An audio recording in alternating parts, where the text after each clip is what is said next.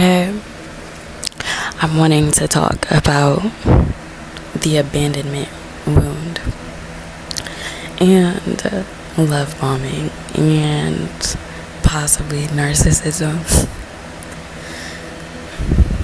maybe even people pleasing.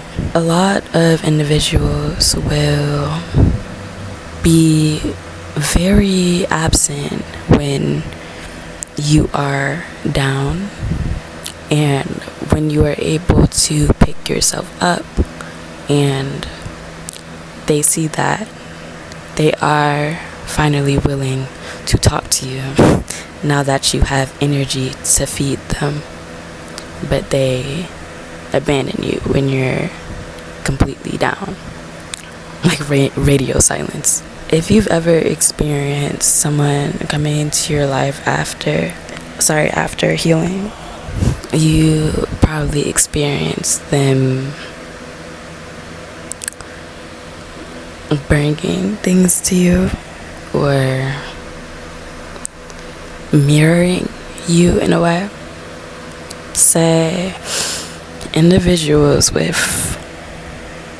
abandonment wounds, that could be you or the person who is either love bombing you or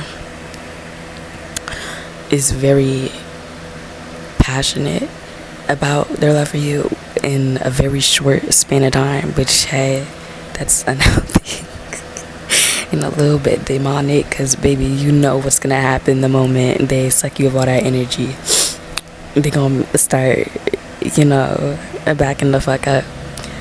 But individuals with the spirit of abandonment in them, and these are people who, if you try and walk away, they chase you, and they think it's a game. Or you try and walk away and they do something very harmful to themselves or threaten to.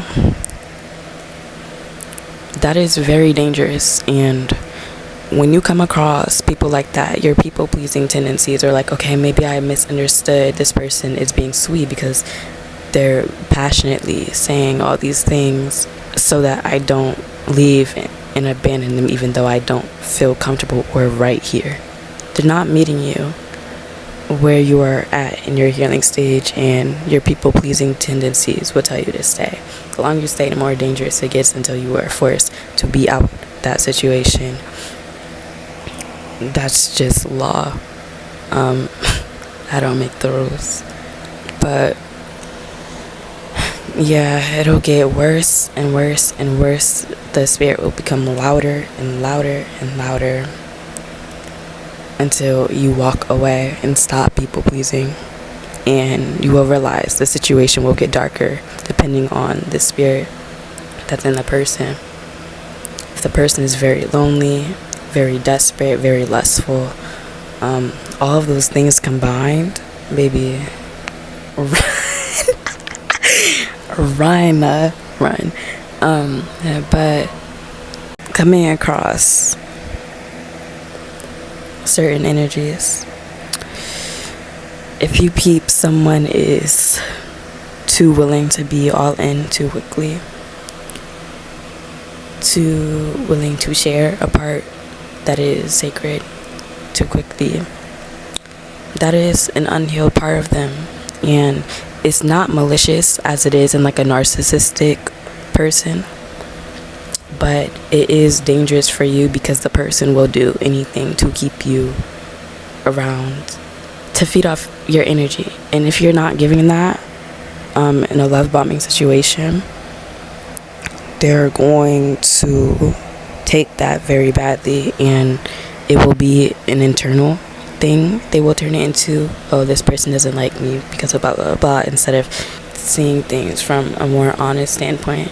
And not, that's the thing, these wounds, abandonment wounds, do cause like a victim mindset at first. It's how you lose that sense of control if everybody is telling you you're this, you're that, and you kind of have to remember who you are, because you know you're the truth, you know the reality you live in, and other people don't.